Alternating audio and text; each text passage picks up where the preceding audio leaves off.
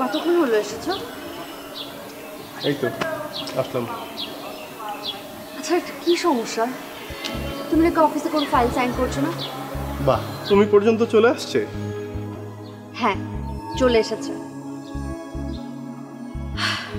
কালকে গিয়ে ফাইলটা সাইন করবে। এই চাকরিটা তোমার জন্য খুবই প্রয়োজন।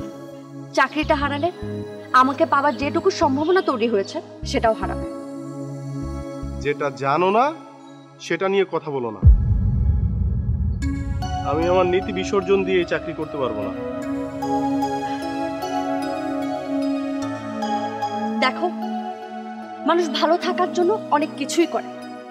এই চাকরিটা তোমার জন্য অনেক কষ্ট করে ম্যানেজ করা হয়েছে। যতদিন না অন্য কোনো চাকরি পাচ্ছ এই চাকরিটা চোখ বন্ধ করে যাও। আর তুমি কি ভুলে গেছো তোমার নাম?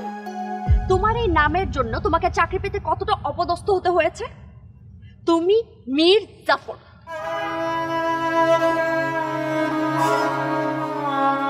হ্যাঁ আমি মীর জাফর, আমি মীর জাফর, কিন্তু আমি তো শুধুমাত্র নামে মীর জাফর।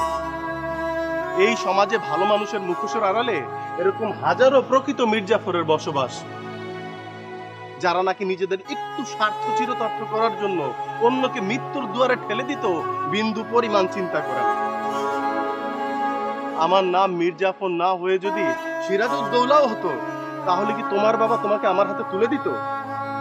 বলো, তোমার বাবা আমাকে নবাব মনে করে কি তোমাকে আমার হাতে তুলে দিত? আমি জানি এই প্রশ্নের উত্তর তোমার পক্ষে দেওয়া সম্ভব না, কারণ এই সমাজে অনেক ক্ষেত্রেই যোগ্যতার একমাত্র মাপকাঠি হচ্ছে টাকা। যেই টাকার জোরে প্রকৃত মির্জাপুররা হয়ে ওঠে নবাব, হয়ে ওঠে এই সমাজে সম্মানের পাত্র। আমার নাম মীর জাফর, সেই দোষ কি আমার? আমার নাম তো মীর জাকির। জাকিরের স্থলে বোর্ড রেজিস্ট্রেশন কার্ডে লিখেছে জাফর, আমি হয়েছি মীর জাফর। তাহলে কেন সেই দায় আমাকে নিতে হবে? কেন আমি এফিডেভিট করলে বিভিন্ন জায়গায় আবেদন করতে পারবো না? কেন আমাকে আমার আত্মীয় স্বজন, বন্ধু বান্ধব, এমনকি তোমার সামনেও মাথা নত করে থাকতে হবে? ভুল তো আমি করিনি, তাহলে তার দায় কেন ব্যক্তি আমাকে নিতে হবে? কেন আমার যোগ্যতার মাপকাঠি হয়ে উঠবে আমার নাম?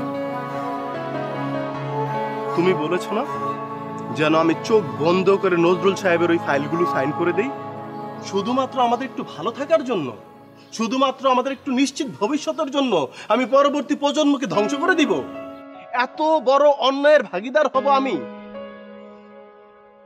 আমার পক্ষে কোনো অবস্থাতেই এই ফাইল সিগনেচার করা সম্ভব না।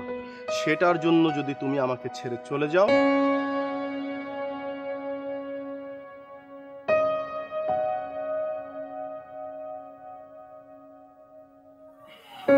তুমি চলে যাও।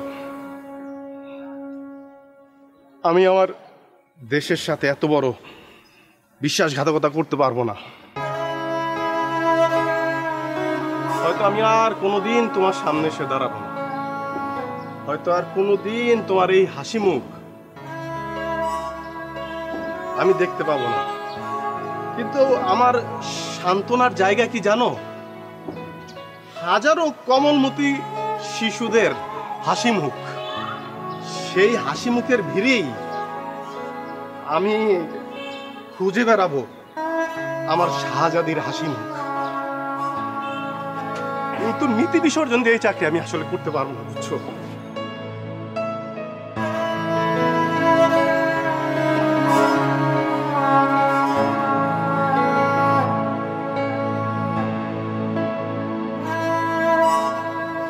I'm sorry. I'm really sorry. তুমি আমার গর্ব। আমি সবাইকে গর্ব করে বলবো আমার ভালোবাসার মানুষের নাম মীর।